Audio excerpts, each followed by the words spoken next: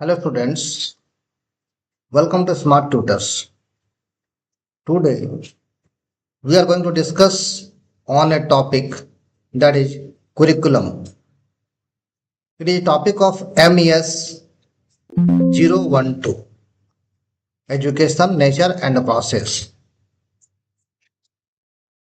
आज हम लोग बात करेंगे पाठ्यक्रम क्या है। यह MES 012 का एक टॉपिक है। इस टॉपिक में हम लोग देखेंगे what is the meaning of curriculum, its definition, its types, its importance, its planning and process of curriculum development or planning of curriculum at various level of education. What is the meaning of curriculum?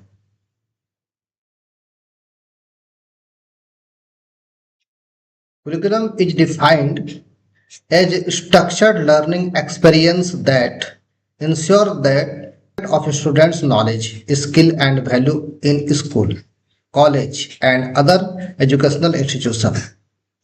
Curriculum एक ऐसा structure है जो किसी school, किसी college, किसी institution में एक student के ज्ञान को, कुशलता को और वैल्यू को बढ़ाने में मदद करता है।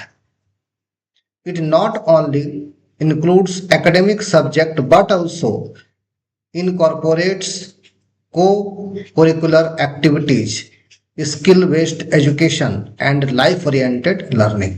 यह केवल शिक्षा ही प्रदान नहीं करता, केवल ज्ञान ही नहीं देता, केवल एकेडमिक सब्जेक्ट को ही नहीं पढ़ाता, बल्कि एकेडमिक सब्जेक्ट के साथ साथ ये एक्स्ट्रा करिकुलर एक्टिविटीज स्टूडेंट की कुशलता, ज्ञान कौशल और उसके जीवन के जीने के तरीके में चार चांद लगा देता है, उसको डेकोरेट कर देता है। तो पाठ्यक्रम का अर्थ के साथ साथ इसकी परिभाषा भी देखते हैं। Definition of curriculum. Curriculum refers to the subject and academic context through a school or educational program. Education program में किसी स्कूल, कॉलेज, इंस्टीट्यूट में एक करिकुलम डिसाइड होता है जो कि सब्जेक्ट को उस एकेडमी में हो रहे सिलेबस के अकॉर्डिंग बतलाता है और उसी के अकॉर्डिंग पढ़ाई होती है। It is encompass the planned sequence of instruction, learning objective, teaching methods, assessment and material used to facilitate student learning. एक स्टूडेंट को सीखने में एक इंस्टीट्यूट में जिन चीज़ों की जरूरत होती है, चाहे वो सिलेबस हो, पढ़ाने का तरीका हो, पढ़ाने का उद्देश्य हो, उसका वैल्यूएशन करना हो, असेसमेंट करना हो, स्टूडेंट को फैसिलिटी प्रोवाइड करनी हो, ये सब चीजें एक करिकुलम में डिसाइडेड होती है। करिकुलम शब्द लैटिन भाषा के क्वियर से आया, जिसका मतलब होता है दौड़ना। इसमें दौड़ने को इसलिए रखा गया क्योंकि शिक्षा एक लगातार चलने वाली प्रक्रिया है। It is a process of continuous running, इसलिए यहाँ पर करिकुलम वर्ड का यूज किया गया। करिकुलम का अर्थ ये हो जाता है कि एक स्कूल में, कॉलेज में सिखाने के लिए हमें एक स्ट्रक्चर तैयार करना पड़ता है ताकि उस सिलेबस के अकॉर्डिंग पूरे साल भर का कार्यक्रम डिसाइड किया जाए। क्या पढ़ाना है, कितना पढ़ाना है, कब पढ़ाना है, कब एग्जाम लेना है, कब रिजल्ट आउट करना है, कब गेम्स होंगे, कब स्पोर्ट्स होगा, कब अदर कल्चरल प्रोग्राम होंगे। इन सब चीज़ों को मिलाकर एक सिलेबस बनाते हैं, उसी को करिकुलम कहा जाता है। दूसरे वर्ड में करिकुलम को हम नॉर्मल बोलचाल की भाषा में सिलेबस कह सकते हैं, पाठ्यक्रम या सिलेबस, इसी को करिकुलम कहा जाता है। होता है types of curriculum. Point number 1, formal curriculum, structure and officially designed curriculum followed in A school and educational institution. औपचारिक पाठ्यक्रम, औपचारिक पाठ्यक्रम का मतलब हुआ ऐसा पाठ्यक्रम, ऐसा करिकुलम, ऐसा सिलेबस जो किसी स्कूल या एजुकेशनल इंस्टीट्यूट में डिजाइन किया गया है और ऑफिशियली उसी के अकॉर्डिंग वहां पर एजुकेशन प्रोवाइड की जाती है या पढ़ाया जाता है। इसे हम लोग फॉर्मल करिकुलम कहते हैं। पॉइंट नंबर 2, Implicit curriculum, अप्रत्यक्ष पाठ्यक्रम. Implicit curriculum refers to the education that students receive through school culture, behavior, and value other than formal instruction. It includes the underwritten lessons learned from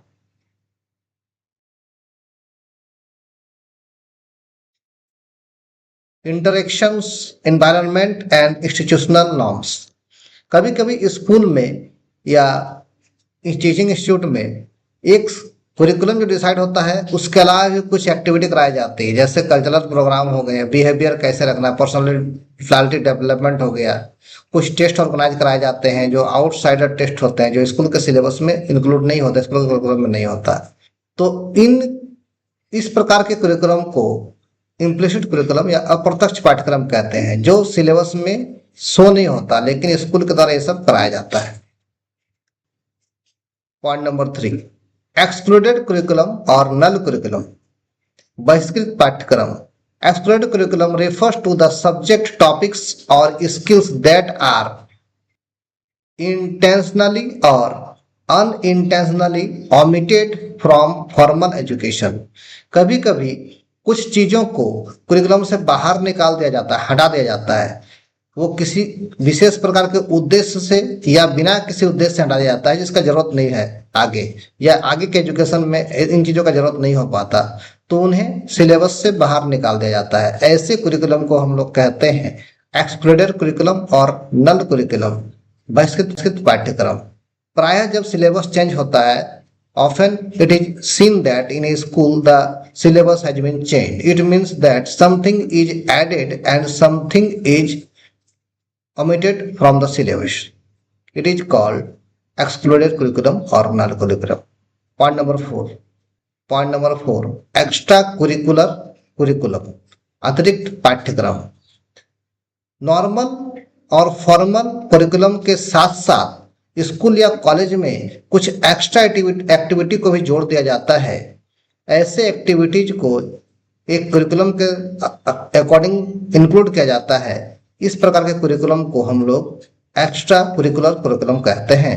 इसमें sports, art, music and other activities शामिल होते हैं, जिसमें student अपने interest के according, अपने development के लिए या अपने एक्स्ट्रा करिकुलर एक्टिविटी के लिए इन चीजों को सेलेक्ट करते हैं, उसमें पार्टिसिपेट करते हैं.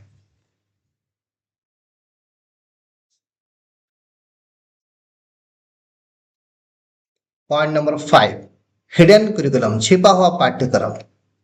कभी कभी ऐसा देखा जाता है कि कुछ ऐसा चीज आया एग्जाम में या एक्टिविटी में जो स्कूल के या इंस्टीट्यूट के करिकुलम में इंक्लूड नहीं था, वो स्टूडेंट को शो नहीं किया गया था, लेकिन उन चीजों को बाद में एक्टिविटी कराया जाने लगा या एग्जाम दिया जाने लगा. इस तरह के करिकुलम को हिडन करिकुलम कहते हैं.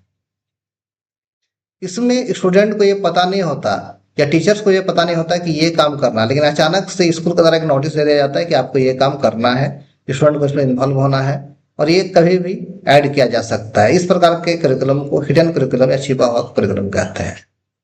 पॉइंट नंबर 6, सपोर्टेड कुरिकुलम, समर्थित पाठ्यक्रम.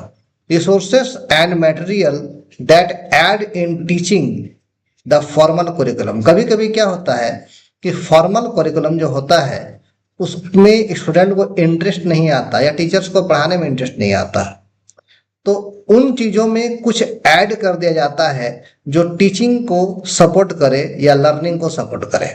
जैसे स्टूडेंट को अगर हम नॉर्मल बुक दे दें तो उसे पढ़ने में मजा नहीं आता, लेकिन इसी बुक्स के एक्टिविटी को उसे एक वीडियो के माध्यम से या एक ड्रामा के माध्यम से अगर समझाते हैं तो उसे इंटरेस्ट आता, चीजें याद रहती है. इसमें क्या क्या चीजें शामिल होगी? Video, digital materials, laptop, computers और ड्रामा एक्टिविटी, ये सब चीजें शामिल इसमें होती है. समझते हैं इंपॉर्टेंस ऑफ करिकुलम, पाठ्यक्रम का क्या महत्व है.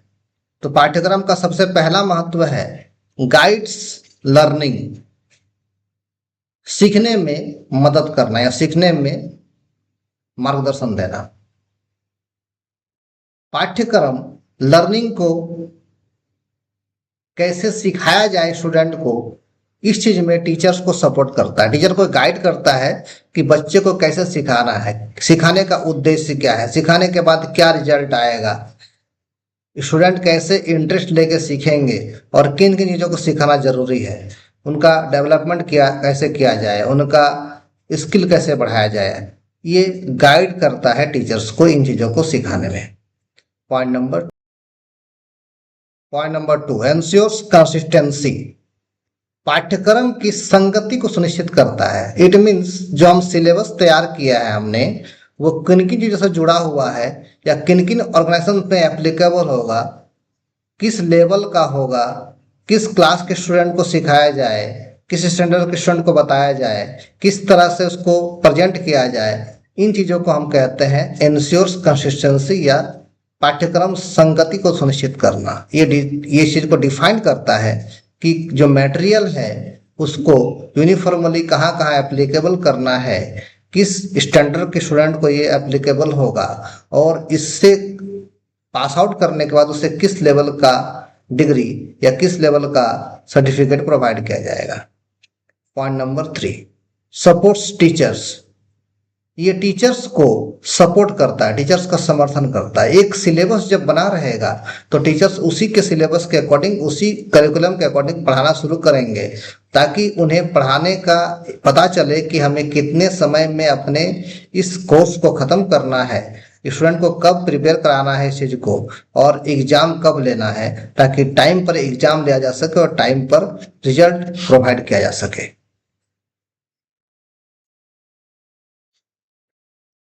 Point number 4, encourage holistic development, पाठ्यक्रम के समग्र विकास को प्रोत्साहित करना।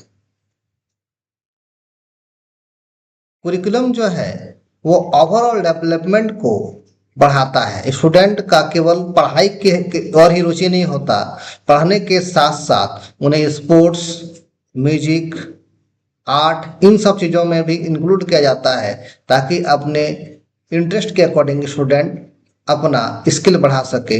ये इंक्रीज होता है उसका ग्रोथ, इससे उसका ग्रोथ इंक्रीज होता है। Point number 5, prepares for future, भविष्य के लिए तैयार करना।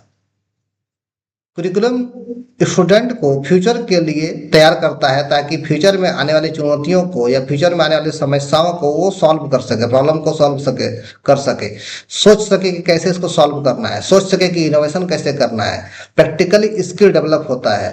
इन सब चीज़ों के लिए स्टूडेंट को सपोर्ट करता था कि वो फ्यूचर में सोसाइटी में आने वाले समस्याओं को या कंट्री में आने वाली समस्याओं को सॉर्ट आउट कर सके। Point number 6, reflect societal needs, समाज की आवश्यकताओं को पूरा करना या दर्शाना। कुरिकुलम इस प्रकार से डिजाइन किया जाता है जो आज के सोसाइटी के अकॉर्डिंग हो या उन चीज़ों को एजुकेशन में शामिल किया जाता है जो आज की सोसाइटी की नीड है। अगर हम 50 साल के पहले का कुरिकुलम देखेंगे तो वो आज के कंडीशन से मैच नहीं करेगा और आज का सिलेबस जो होगा वो 50 साल पहले की कंडीशन से मैच नहीं करेगा, क्योंकि आज जो चीज़ें अवेलेबल है 50 साल पहले नहीं थी और 50 साल पहले जो प्रॉब्लम था वो प्रॉब्लम्स आज नहीं है। एजुकेशन ऐसा ही दिया जाता है जो फ्यूचर में प्रॉब्लम को सॉर्ट आउट किया जा सके, लेकिन सिलेबस को भी according to situation, societal needs के अकॉर्डिंग डिजाइन किया जाता है और उसी के अकॉर्डिंग पढ़ाया जाता है। इसमें टेक्नोलॉजी का इन्हेंसमेंट होता है, कल्चर हमारा धीरे धीरे इम्प्रूव करता है, डेवलप करता है और जो हमारा ग्लोबलाइजेशन इफेक्ट है, विश्व के साथ हमारा संबंध है, वो बढ़ता है। तो हमें इन सब चीज़ों के अकॉर्डिंग अपना करिकुलम डिजाइन करना चाहिए। पॉइंट नंबर 7, स्ट्रक्चर्ड एजुकेशन, शिक्षा को संरचित करना। करिकुलम ये बतलाता है कि किस प्रकार से एजुकेशन को डिजाइन किया जाए ताकि कम समय पर स्टूडेंट अपने सिलेबस को पूरा कर सके, उसे बार बार रिवीजन कर सके और रिजल्ट अच्छा ला सके। स्ट्रक्चर बनाना एजुकेशन का एक बहुत इंपॉर्टेंट वर्क है और ये किसी एक्सपर्ट के द्वारा तैयार किया जाता है, हर कोई इसे बना नहीं सकता। इसके लिए कमेटियां बनाई जाती है, उस कमेटी में लंबे समय तक इसका एनालिसिस किया जाता है, उसके बाद स्ट्रक्चर डिजाइन किया जाता है। Point number 8, the development of knowledge, ज्ञान और कौशल का विकास। कुरिकुलम स्टूडेंट के ज्ञान, नॉलेज और कुशलता, स्किल को बढ़ाता है। स्टूडेंट को इस समझने में आसान होता है कि हमें किस चीज़ में जाना चाहिए, हमें क्या करना चाहिए, हमारा इंटरेस्ट किस में है। उसके अकॉर्डिंग टीचर्स भी उसे गाइड करते हैं कि तुम्हें किस प्रकार से हम एजुकेट कर सकें ताकि तुम फ्यूचर में अपना काम ठीक से कर सको और तुम्हें उसके करने में मजा आए, कोई तरह का तुम्हें प्रॉब्लम ना आए। Point number 9, contributes to society, समाज में योगदान। जब स्टूडेंट अपना पढ़ाई पूरा कर लेता है, अपना सिलेबस कंप्लीट कर लेता है, अपना कोर्स कंप्लीट करता है, उसे एक सर्टिफिकेट प्रोवाइड किया जाता है। इससे पता चलता है कि वो स्टूडेंट एजुकेटेड है और सोसाइटी के प्रति उसका कुछ रिस्पॉन्सिबिलिटी है। आगे चलकर वो उस सिलेबस के अकॉर्डिंग जिसने पढ़ाई किया था उसमें ही वो काम करता है। अगर वो पढ़ाई करके डॉक्टर बनता है तो एक डॉक्टर के रूप में सेवा प्रदान करता है, एडवोकेट बनता है तो एडवोकेट के रूप में सेवा प्रदान करता है, इंजीनियर बनता है इंजीनियर के रूप में सेवा प्रदान करता है। ये सब चीज़ें समाज के लिए जरूरी है। तो कहीं ना कहीं सिलेबस स्टूडेंट को इस प्रकार से तैयार कर देता है कि सोसाइटी में अपना योगदान दे सके। आगे हम लोग देखेंगे करिकुलम का प्लानिंग कैसे किया जाता है, पाठ्यक्रम का योजना कैसे तैयार किया जाता है। तो सबसे पहले समझते हैं कि पाठ्यक्रम योजना है क्या। करिकुलम को बनाना कैसे बनाया जाए, किन चीज़ों को इंक्लूड किया जाए, किन चीज़ों को हटा दिया जाए, किन नई चीज़ों को जोड़ा जाए जिससे स्टूडेंट का स्किल बढ़े, कल्चरल डेवलपमेंट हो सके और स्टूडेंट अपना अर्निंग कर सके, योगदान दे सके, सोसाइटी में अपना कंट्रीब्यूशन दे सके, योगदान दे सके, टेक्नोलॉजिकल डेवलपमेंट हो। इन सब चीज़ों को जोड़कर ये प्लान किया जाता है कि हमें सिलेबस में क्या चीज़ों को रखना है, क्या चीज़ों को हटा देना है। इस बात को ही करिकुलम प्लानिंग कहा जाता है, इस चीज़ को करिकुलम प्लानिंग कहा जाता है। Curriculum planning is the backbone of effective education system. It involves structuring learning objectives, selecting opportunities, selecting appropriate teaching methods, and ensuring alignment with educational standard. A well-designed curriculum fosters student engagement, critical thinking, and skill development while adapting to societal needs and technological advancement. पाठ्यक्रम योजना एक प्रभावी शिक्षा प्रणाली की रीढ़ है, यह एजुकेशन का बैकबोन है। इसमें सीखने के उद्देश्यों को रखा जाता है कि हम एजुकेशन क्यों प्रोवाइड कर रहे हैं। इसमें सीखने के मेथड को रखा जाता है कि किस तरह से एजुकेशन दिया जाना है। इसमें सीखने के स्टैंडर्ड को तय किया जाता है कि हमें क्या क्या चीज़ें सिखानी है और इन सब चीज़ों का तालमेल हमारे आज के सोसाइटल नीड से कैसे है, हमारे आज के रिक्वायरमेंट से कैसे इन सब चीज़ों को रखा जाता है। इसमें स्टूडेंट और टीचर्स का दोनों का रोल होता है। इसमें एनालिसिस किया जाता है कि क्या करना है, स्टूडेंट के डेवलपमेंट के लिए क्या करना है, टीचर्स कैसे उस पर काम करें, सोसाइटी का नीड क्या है, उसको स्टूडेंट के माइंड में, स्टूडेंट के एक्टिविटी में कैसे डाला जाए। इन सब चीज़ों को ध्यान में रखकर करिकुलम डिजाइन किया जाता है। इसे ही करिकुलम प्लानिंग कहते हैं, पाठ्यक्रम योजना कहते हैं। देखते हैं, अब आगे देखेंगे हम लोग कि पाठ्यक्रम योजना अलग अलग लेवल पर कैसे बनाते हैं, किस स्टैंडर्ड पर कैसा प्लानिंग होना चाहिए करिकुलम का, या यूं कहें कि प्रोसेस ऑफ करिकुलम प्लानिंग, यानी करिकुलम प्लानिंग करने का क्या प्रोसेस है, क्या तरीका है। करिकुलम प्लानिंग करने का क्या प्रोसेस है, क्या तरीका है। तो सबसे पहला जो तरीका है वो है नेशनल लेवल पर, राष्ट्रीय स्तर पर। हम राष्ट्रीय स्तर पर, नेशनल लेवल पर करिकुलम कैसे डिजाइन करें इसको। नेशनल लेवल पर करिकुलम डिजाइन करने के लिए सबसे पहले ये देखा जाता है कि नेशन का नीड क्या है और इंटरनेशनली इसका क्या इम्पैक्ट पड़ेगा एजुकेशन पर। क्योंकि हमारा जो एजुकेशन का लेवल होना चाहिए वो इस तरह से होना चाहिए कि नेशनल में, अपने देश में, अपने राष्ट्र में काम करने के साथ साथ हम विदेशों के साथ भी तालमेल कर सकें। इसके लिए एक्सपर्ट लोगों का एक टीम होता है जो ये डिसाइड करता है कि किसमें किस चीज़ को रखना है, किस चीज़ को हटाना है। जैसा कि मैंने लास्ट क्लासेस में बताया था, राधाकृष्णन कमेटी, कोठारी कमेटी, इस तरह की कमेटियां बनाई जाती है जो डिसाइड करें कि हमारा नेशनल एजुकेशन का लेवल क्या होना चाहिए। Point number 2, state level. कभी कभी स्टेट गवर्नमेंट अपने अकॉर्डिंग भी सिलेबस को डिजाइन कर लेती है, करिकुलम को बना लेती है, और उस स्टेट में जो गवर्नमेंट स्कूल्स है उसमें इसी सिलेबस को, इसी करिकुलम को अप्लीकेबल किया जाता है, उसी के अकॉर्डिंग एजुकेशन प्रोवाइड की जाती है। इसको स्टेट लेवल करिकुलम प्लानिंग कहा जाता है। स्टेट गवर्नमेंट अपने नीड के अकॉर्डिंग या अपने कल्चर के अकॉर्डिंग इसको डिजाइन करती है ताकि उनका वैल्यू को समझा जाए, जिसमें क्षेत्रीयता को प्राथमिकता दी जाती है और उस क्षेत्र में जो एक्टिविटी होती है या जिस तरह का वहाँ पर रहन सहन होता है उसी के अकॉर्डिंग सिलेबस को डिजाइन किया जाता है। Point number 3, district level of education. Education district level पर भी डिजाइन किया जा सकता है। ये उस लेवल पर हो सकता है जो प्राइमरी लेवल के स्टूडेंट होते हैं या प्राइमरी से नीचे के स्टूडेंट होते हैं, क्योंकि डिस्ट्रिक्ट लेवल पर जो डिजाइन होगा वो वहां पर लोकल एरिया के स्टूडेंट के लिए ही डिजाइन होगा, इसलिए वहां का जो डिस्ट्रिक्ट एजुकेशन ऑफिसर है उसके निर्देश पर इसको डिजाइन किया जाता है। और ये mainly state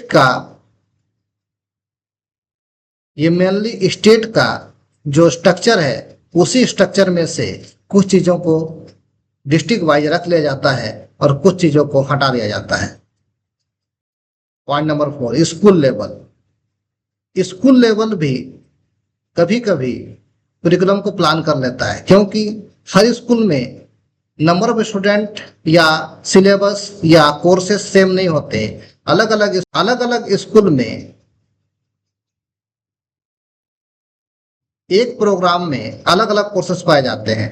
for example class 12 की बात करें तो किसी स्कूल में कंप्यूटर साइंस को रखा जाता है, जबकि किसी स्कूल में कंप्यूटर साइंस के अलावा किसी और चीज को रख लिया जाता है। तो इसलिए स्कूल खुद से भी डिसाइड कर सकता है कि हमें करिकुलम को कैसे डिजाइन करना है, कैसे प्लान करना है। Point number 5, classroom level. कभी कभी क्लासरूम लेवल पर क्लास टीचर और प्रिंसिपल ये डिसाइड कर लेते हैं कि हमें करिकुलम में क्या रखना है और क्या नहीं रखना है। क्लासरूम में जिस तरह के स्टूडेंट रहेंगे करिकुलम का डिजाइन उसी तरह से होगा। फॉर एग्जाम्पल अगर स्टूडेंट काफी मेहनती है और मेधावी हैं तो उन्हें पढ़ाई के साथ साथ और चीजों को ऐड कर दिया जाता है ताकि उनका ओवरऑल डेवलपमेंट अच्छा से हो सके। और अगर स्टूडेंट वीक हैं तो उन्हें एक ही पढ़ाई को बार बार रिवीजन कराया जाता है ताकि वह अपने पढ़ाई को पूरा कर सकें। Point number 6, teachers team level. कभी कभी टीचर्स के टीम मिलकर भी एक करिकुलम को डिजाइन कर लेते हैं। 2, 4, 5 टीचर के टीम मिलकर एक ग्रुप बना लेते हैं और वो ये बतलाते हैं कि हम एक्स्ट्रा करिकुलर एक्टिविटी को स्टूडेंट में कैसे एप्लीकेबल करें ताकि स्टूडेंट का पढ़ाई के साथ साथ और भी चीजों में इंटरेस्ट आए और वे अपना ओवरऑल डेवलपमेंट कर सकें। Point number 7, cooperative planning level.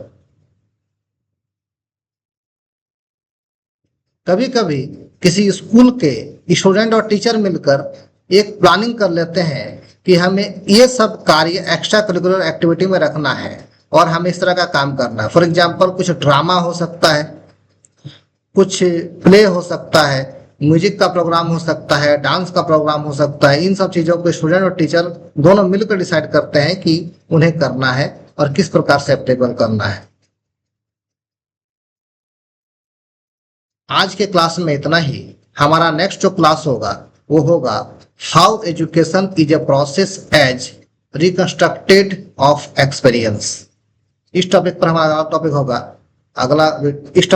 अगला वीडियो होगा। आई थिंक आज का वीडियो आप लोग को अच्छा लगा होगा। अच्छा लगा है तो इसे लाइक करें, अपने दोस्तों के साथ शेयर करें और अपने सुझाव को कमेंट करें। अगर आप चैनल पर नए हैं तो इन्हें सब्सक्राइब कर लें। Thanks for watching.